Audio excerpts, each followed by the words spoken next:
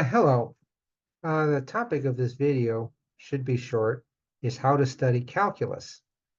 And I understand that calculus is, and I should say this might apply to many freshman, sophomore level STEM courses as well, although this is geared toward mathematics specifically.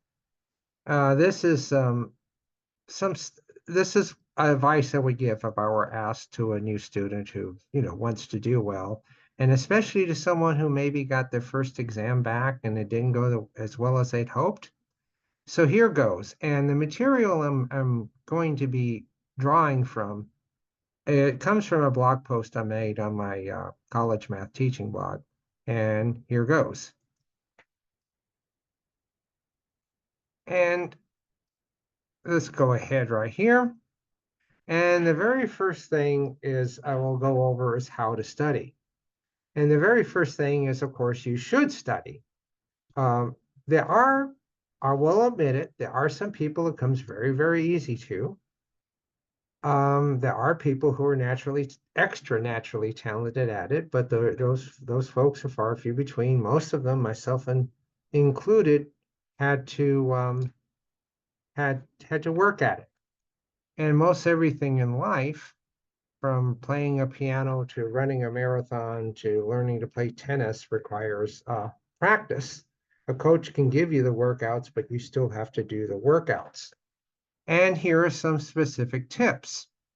And this comes right here. And here are the things I won't cover everything in this list, but here's the first one. I think this is a big one. First of all, it's better to have several short study sessions rather than one long one. You know, going back to the material and studying while you're still fresh is optimal. And the second thing, and I don't think this is stressed very often, and the link to the research is on this blog, is that there's an optimal time delay between your lesson and your study period. Meaning, if you start your study right after the lesson, then it's just like an extra long lesson and your brain's a little tired and it's very easy to get distracted and such. If you wait way too long, you would have forgotten most of it and it would be like trying to relearn it again. There is a time when you're on the verge of forgetting is the best time to hit it. Now, this time varies from individual to individual. Your friend might have a different optimal time lag than you do. And I also understand life happens. You might have a job, you might have courses, you might have a project due, all sorts of things. So being as close to that optimal time where you're on the verge of forgetting is the best, I think, the best time to study if you can. Now, in terms of this is very calculus specific, you should know the basic vocabulary. Uh, that's know the derivatives of the list of functions. Those are basically your trig functions, polynomial functions, your basic product and quotient rule and chain rule and that sort of thing. Because a lot of calculus is basically pattern recognition. And here I give this example where you're going to, let's say, try to integrate this somewhat large function. But if you recognize the derivative of arctangent as 1 over 1 plus x squared, then you'll realize this is just u to the 5th du. Piece of cake to do.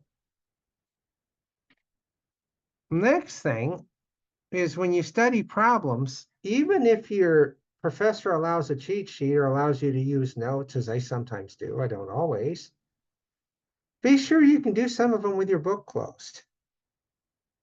Because every time you recall something from your own memory, you get better at it. It really is an extra boost to learning. If you're always flipping to your notes, then you probably don't know it as well as you need to, even if your test is an open source test. And when you do your exams, when you're studying for an exam, make sure that you write some problems down, let's say from chapter 2, chapter 3, chapter 4, in the various sections, and scramble them up. Because what happens lots of times, let's say students will say chapter 3, section 2, and they'll do a bunch of those, and they'll get focused and really bear down. Well, what happens is after you do the first one in that section, you already know how to start the second one and the third one and so forth. Then you see a test and you don't know how to start. And knowing how to start is a big part of it. Lots of times you can execute, take the derivative, set equal to 0, but knowing when to do that is the thing. And that's why, take some problems from the various sections on different sheets of paper, scramble them, and then try. That's very eye-opening because lots of times teaching yourself how to start a problem is the key. The other thing I would recognize is if your math course requires learning some theorems, know some basic examples for that, demonstrate those theorems. And I give a fair number of those here. Like, for example, the limit definition of the derivative. These are the various types of calculations you might see. If you're studying series, you might know the series for e, sine, cosine, and then be able to sort of shift those around. Let's say if you know e to the x, then e to the x squared is a lot easier to do. And know some basic examples and counter examples. Your professor will probably go over those. But having a library of examples and counter examples will make the course a lot more intelligible. So these are some of the other things. Now, and the last part's going to be a little bit of cheerleading, but the idea here is that you're admitted to your program, so it was probably assumed that you have what it takes to make it through there. It is true that there are some prodigies who see calculus as easy as 1 + 1 = 2, but those folks are far and few between. Calculus is a lower division course, a challenging one, but one that most people can get better at with concentrated study and effort. It is true that, if you want a PhD in math from MIT, you need a certain amount of ability to have a chance. This isn't one of those situations. I'm not saying some people won't take to it easier, some will. That's just fact. But most people, they're willing to put in concentrated, focused effort and use some of these techniques, can master the material well enough to move on to your the courses in your discipline, whatever they are. So thanks for watching and good luck with your courses.